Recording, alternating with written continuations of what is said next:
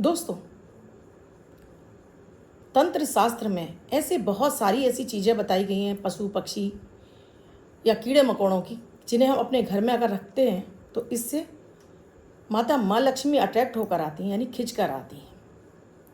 ऐसी बहुत सारी चीज़ें हैं, बहुत सारे पक्षियों के पंख हैं जिन्हें हम घर में रखते हैं। आज भी आपको मैं एक विशेष ऐसे पक्षी का पंख बताने जा रही हूँ, जैसे कौआ। दोस्तों, कौआ को तंत्र शास्त्र में काग शास्त्र भी एक पूरा इसके ऊपर लिखा गया है। कौए को शनिदेव का वाहन माना जाता है। पितृपक्ष में जब भी हमें अपने पितरों की कृपा प्राप्त करनी होती है, तब हम पितरों का जो निमित्त में भोजन निकालते हैं वो हम कौओं को खिलाते हैं। कौए का घर में आना, जब वो काँव काँव करके आपके घर के आसपास मंडराता है, तो हमारे दादी नानी ये कहती थी कि आज कोई मेहमान घर में आने वाला ही इसका संकेत है। और ऐसा होता भी था कि जिस घर पर कौआ बोलता था उस घर में मेहमान आते ही आते थे। कौए का किसी के ऊपर बैठना भी अशुभ माना जाता था, यानी ये जो अशुभ संकेत था, इसका मतलब था कि उस व्यक्ति के परिजनों में किसी के भी ऊपर मृत्यु तुल्य कष्ट आने वाला है। तब इस घटना को आज से कोई बीते वर्ष 30 साल वर्ष पहले बहुत ही अशुभ माना जाता था। उस व्यक्ति के लिए श्राद्ध कर्म किया जाता था, नाना तरह की प्रक्रियाएं की जाती, यानी कि कौए का बैठना भी शुभ नहीं माना जाता था। लेकिन आज के परिवेश में अगर आप कौए से जुड़े कुछ उपाय करते हैं तो ये शनि की पीड़ा को तो शांत करते हैं, आपके जीवन में माता माँ लक्ष्मी की कृपा भी आपको दिलाना शुरू करते हैं। तो कैसे करना है आपको कौए के पंख का प्रयोग, आज इस वीडियो में आपको विस्तार से बताऊंगी। और यकीन मानिए, आप इस प्रयोग को कर लेंगे तो धन से जुड़ी हुई कोई भी समस्या हो, आपको कर्ज में फंसे हैं, धन आ नहीं रहा है, धन टिक नहीं रहा है, धन आता है टिकता नहीं है, या आपके लिए अचानक धन आगमन के जो मार्ग हैं वो खुल नहीं रहे हैं, या आप शेयर मार्केट से काम करते हैं, जुआ सट्टा लॉटरी में पैसा लगाते हैं, ड्रीम 11 वगैरह में पैसा लगा रहे हैं, वहाँ से आप अचानक धन की प्राप्ति चाहते हैं, तो ये प्रयोग आपको उससे अवश्य धन दिलाएगा। लेकिन उसके साथ में एक शर्त भी है दोस्तों, कर्म तो आपको करना होगा। बैठे बैठे आप इस पंख को रख लें और आप चाहें कि आपके सारे कार्य सधने लगें, ऐसा नहीं होता है। यानी इस प्रयोग को करने के साथ में आपको श्रद्धा भी रखनी होती है। राधे राधे, नमस्कार। मैं आपकी एस्ट्रोदोस्त एस्ट्रोलॉजर अर्चना गुप्ता ज्योतिष के सरल उपाय में आप सभी का हार्दिक स्वागत करती हूँ। कैसे हैं आप सभी? आशा करती हूँ आप सभी स्वस्थ और प्रसन्न होंगे। अपने पूरे परिवार के साथ ऐसे ही स्वस्थ और प्रसन्न बने रहें, ऐसी आप सभी के लिए मंगल कामना करती हूँ। इसीलिए हर दिन को लकी और बेहतर बनाने वाला 1 मिनट का प्रयोग अमृत की बूंद और जादुई अक्षर को लेकर आपके समक्ष उपस्थित होती है। इनकी विशेषता, इसमें ना तो राशि देखने की आवश्यकता होती है न लग्न, दैनिक ग्रह गोचर पर आधारित होते हैं, इसलिए बेहद खास होते हैं। जब आप इन्हें करना शुरू करते हैं, आपका चंद्रमा बली होने लगता है, क्योंकि चंद्रमा ही हमारे धन तन मन तीनों का कारक है। जब ये आपका शुभ होने लगता है तो यकीन मानिए जीवन में नाना तरह के सुख आने लगते हैं। जैसे घर में सुख समृद्धि शांति बढ़ने लगती है, आप खुश रहने लगते हैं, आपका कार्य में मन लगता है, सोचे कार्यों में आपको रुचि आने लगती है, और ऐसे लोगों से आप मिलते हैं जो आपको लाभ पहुँचाए। किया कराया नज़र टोक ये भी आपके ऊपर से समाप्त होने लगता है। इन्हें आपको ज़रूर करना चाहिए। आपने अब तक शुरू नहीं किया है तो अब शुरू कर लीजिए और देखिए इनका चमत्कार। इनकी विशेषता ये भी है, इसको 10 वर्ष के बच्चे से लेकर आपकी कोई भी उम्र है, कीजिए और इनसे लाभ उठाइए। जो बराबर आप लोग परेशान होते रहते हैं, उन परेशानियों से निकलने के रास्ते मिलने लगेंगे। वीडियो शुरू करूँ उससे पहले आप सभी से एक ही रिक्वेस्ट है, आप मेरे इस चैनल से नए जुड़े हैं, आपने अब तक चैनल को सब्सक्राइब नहीं किया है, प्लीज़ चैनल को सब्सक्राइब कीजिए, साथ में घंटी के बटन को ऑल पर कर लीजिए, जिससे प्रतिदिन के वीडियो का नोटिफिकेशन भी मिले और आपसे कोई भी वीडियो मिस ना हो। 7 अगस्त 2024, दिन बुधवार। आज का राहु काल है दोपहर में 12:26 से 2:08 तक। इस समय आपको कोई भी शुभ नया कार्यक्रम नहीं करना चाहिए। आज अभिजीत मुहूर्त का कोई समय नहीं है। आज की अमृत की बूंद में दोस्तों आपको 5 दाने आपको मिश्री के लेने हैं और 1 हरी इलायची लेनी है। ईस्ट को अर्पित करके इसको आपको खाली पेट सेवन करना है। आप ईस्ट को अर्पित नहीं करना चाहते, कोई बात नहीं, मन ही मन ईश्वर को धन्यवाद देकर इसको सेवन करिए। आज के दिन आपकी वाणी से बोले हुए कार्य में आपको सफलता मिलेगी। जादुई अक्षर है ना, नयन वाला ना। इस ना शब्द को रेड कलर के पेन से लेफ्ट हैंड पर कहीं भी लिखकर छोड़ दीजिए। 24 घंटे तक लिखा रहने दीजिए। दूसरे दिन आप नहाएंगे, धुल जाएगा, नया शब्द देती हूँ, आप इसको फिर से लिख सकते हैं।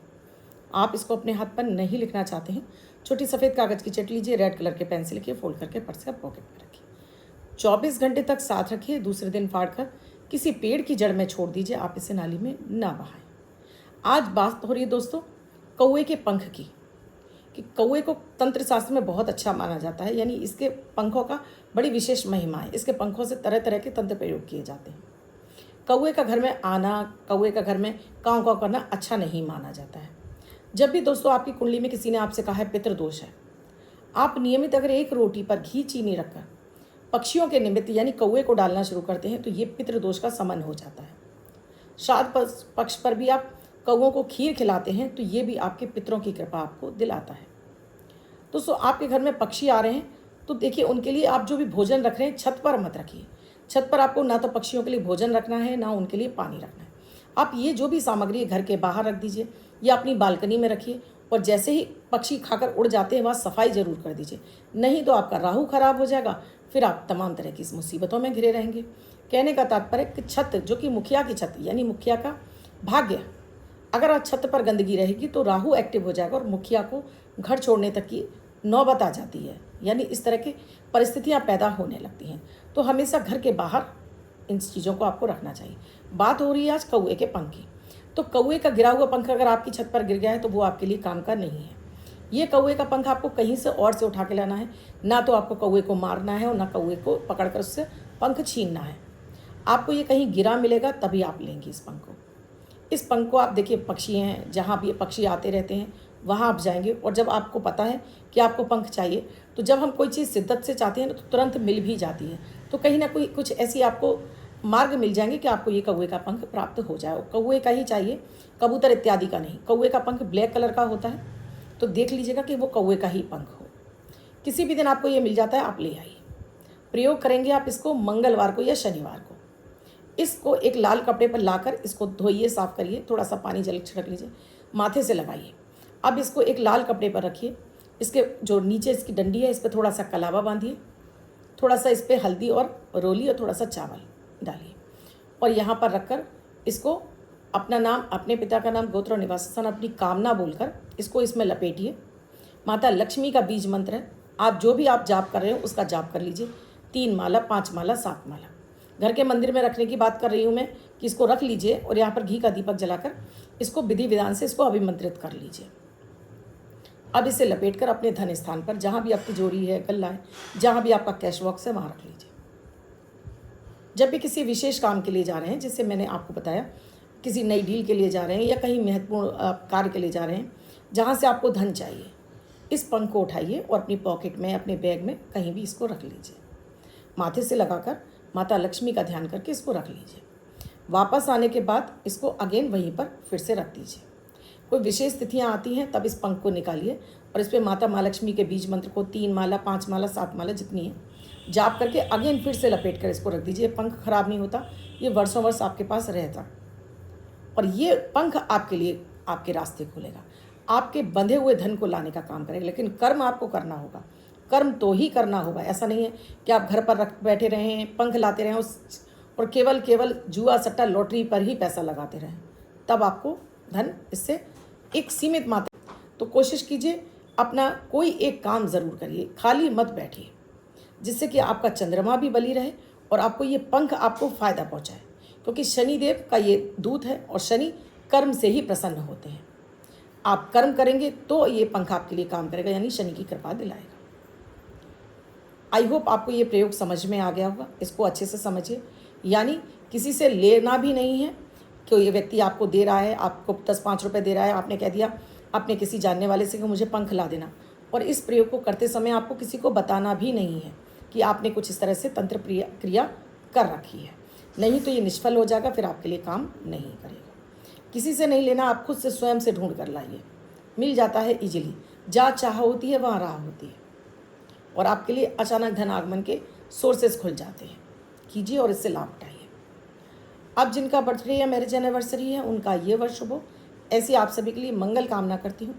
बच्चे, महिला पुरुष जिनका बर्थडे है, वो पति पत्नी जिनकी मैरिज एनिवर्सरी, किसी भी महीने की 7 तारीख आपकी बर्थडे या मैरिज एनिवर्सरी है, वो ये प्रयोग करेंगे।